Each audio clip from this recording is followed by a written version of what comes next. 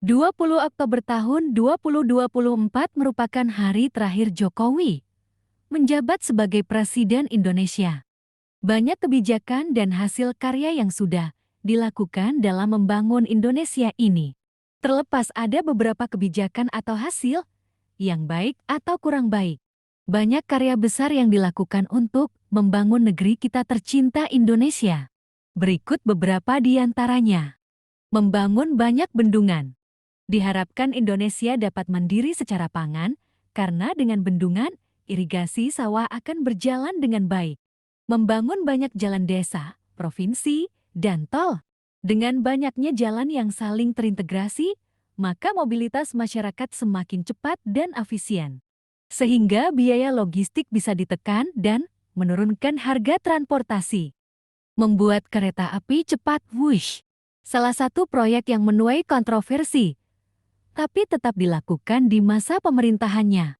Harapannya agar ada kelanjutan sampai ke satu Pulau Jawa agar konektivitas semakin maju. Membuat acara kenegaraan secara spektakuler. Acara seperti Asian Games, G20, ASEAN Summit, begitu megah dan dipuji oleh tamu kehormatan. Dengan harapan agar Indonesia lebih dipandang dan menaikkan derajat bangsa di mata dunia asing. Mengambil mayoritas saham Freeport. Salah satu masalah yang tidak terselesaikan dari dulu, karena hasil dalam negeri diambil untuk asing.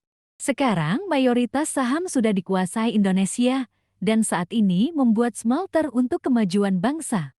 Membangun Papua. Salah satu daerah yang dihindari para pemimpin, karena merupakan daerah rawan. Sehingga pembangunan di sana menjadi tertinggal, dan sekarang sudah dibangun jalan dan tol. Pemulihan COVID yang cukup cepat. Indonesia menjadi sedikit dari beberapa negara yang tidak menerapkan lockdown pada saat COVID.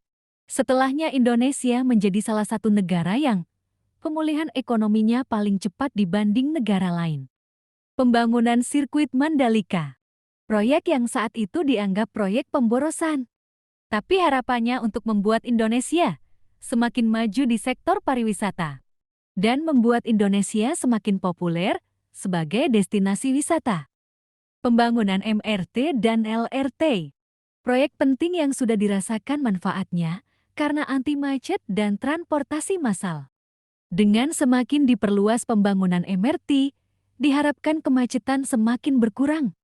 Yang terakhir adalah proyek IKN, yang paling banyak pro kontra, di mana dianggap sebagai pemborosan dan tidak perlu. Diharapkan ibu kota baru ini bisa mengurangi beban Jakarta yang sudah terlalu besar dan menjaga Jakarta dari penurunan tanah. Kira-kira proyek besar apa lagi yang telah dilakukan? Terima kasih Pak Jokowi atas pengabdian selama 10 tahun terakhir ini.